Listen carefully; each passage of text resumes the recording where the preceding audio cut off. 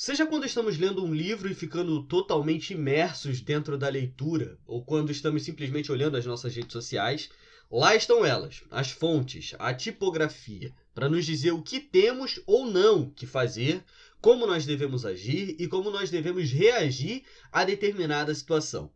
Esse é possivelmente um dos maiores e mais complexos trabalhos para um designer. Como escolher fontes para um trabalho. Nesse vídeo aqui, eu não vou destrinchar todos os pormenores de um trabalho como esse, mas eu vou tentar ajudar vocês a nortear e para vocês conseguirem chegar num resultado que possa ser satisfatório tanto para vocês como designers, como também para o seu cliente final. Então, em termos simples, é basicamente a gente entender o que é tipografia aqui. E tipografia ela tem duas características básicas. Ou ela tem serifa ou ela não tem serifa. E antes de explicar tudo isso, o que é uma fonte serifada, para que ela serve, ou o que é uma fonte não serifada e para que ela serve, é importantíssimo que a gente entenda aqui um ponto básico. Fonte serve para que a gente possa ler. Pode parecer bobagem a princípio a gente falar isso, mas a gente vai entender que a escolha de fontes para mídias diferentes exige que nós, como designers, façamos um trabalho de percepção diferente também. A tipografia, por exemplo, escolhida para um livro, não vai ter o mesmo impacto em uma campanha do Instagram. E nós vamos falar exatamente sobre isso agora. As fontes do tipo serifada são fontes com pequenos traços ou prolongamentos que ocorrem no fim das hastes das letras. Esse tipo de fonte especificamente é o que a gente mais vê quando a gente está, por exemplo, lendo um livro. Isso porque essas pequenas extremidades ali embaixo auxiliam na continuidade da nossa leitura sem causar um desconforto ou um cansaço visual. Além disso, quando vocês param para perceber, né, como vocês devem saber também, eu trabalho como designer de marcas e especificamente quando a gente fala de design de marcas, eu quero dar aqui o meu parecer específico sobre esse tipo de fonte voltado para esse tipo de trabalho específico. Fontes serifadas, elas são maravilhosas quando a gente fala de marcas que querem passar uma ideia de seriedade, de respeito, de luxo.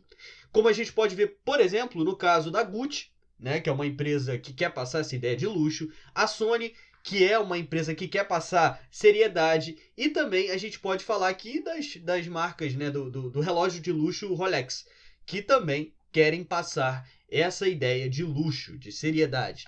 Obviamente, eu estou aqui falando para vocês, mas nada disso aqui é uma regra clara, totalmente imutável, mas já é um bom começo a gente saber esse detalhe, né? Para que serve uma fonte serifada?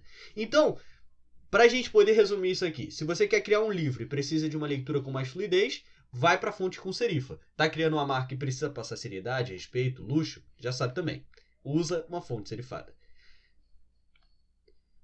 As fontes do tipo sem serifa, elas são as que consideramos as fontes mais modernas, muito utilizadas hoje em dia, principalmente no meio digital, e mesmo em livros hoje em dia, principalmente quando a gente fala a respeito de títulos, de chamadas e no ambiente virtual como um todo.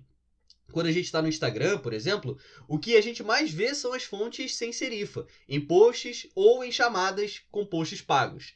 Além disso, atualmente esse tipo de fonte ela tem sido muito associada a um estilo de design mais minimalista, mais neutro, passando sempre essa sensação de modernidade e de tranquilidade. Quando a gente fala novamente aqui a respeito de criação de marcas, as fontes sem serifa elas têm se tornado cada vez mais utilizadas pelas grandes empresas para passar a ideia de modernidade, de descontração, de bom ambiente de trabalho. E a gente pode ter aqui vários exemplos. O próprio Google mudou completa e radicalmente seu estilo tipográfico em 2015, com uma reformulação completa da marca para um estilo de fonte sem serifa. Além desse, a gente pode dar aqui vários outros exemplos. Falando especificamente aqui do Brasil, a gente tem uma empresa que fez esse tipo de mudança. Não de uma fonte serifada para uma fonte sem serifa, mas fez uma mudança muito drástica, né? Que foi a Decolar. Ela também fez uma mudança recente que levou em consideração exatamente essa nova tendência. Pela Decolar, né? Por conta de trabalharem com momentos de felicidade das pessoas, né? Viagens, coisas do tipo. A ideia de recriar a marca, levando em consideração essa questão de modernidade, de felicidade, com certeza foi o norte para que eles pudessem criar a nova marca da Decolar, né, do decolar.com. Novamente, eu quero aqui falar para vocês que nada disso aqui é regra imutável. Mas lembra, tá? Sempre desses pontos quando você for criar uma campanha para o Instagram, quando você estiver criando a marca para uma empresa que quer passar ideias, valores que tem a ver com a felicidade, com a facilidade e com a inovação. Lembra sempre que todos esses pontos, eles são importantes. Agora, existem outras coisas também que podem ajudar você a escolher a melhor fonte possível para o seu próximo trabalho. Legibilidade tem a ver com a facilidade de uma letra ou uma fonte ser distinguida. Sempre leva isso em consideração quando você for criar o seu panfleto, quando você for criar o seu cartão de visitas ou quando você for criar sua marca. Pensa em quem vai ler esse trabalho. Quão legível é o seu texto? Faz mais sentido usar uma fonte com ou sem serifa nesse trabalho? Lembra disso, gente. 1 é bom, 2 é ótimo, 3 é demais. Todo trabalho de design precisa, no máximo, de 2 fontes. Se precisar usar 3, tente usar uma outra versão de uma das 2 iniciais. Usou uma versão Bold da Montserrat, por exemplo? Tenta usar a versão normal, ou então a versão heavy dela. Utilizar mais de 2 fontes em um projeto causa confusão visual, sensação de desorganização e dá a sensação de que a arte é feita por um amador. Então, utiliza o conceito, por exemplo, da hierarquização dentro do seu projeto.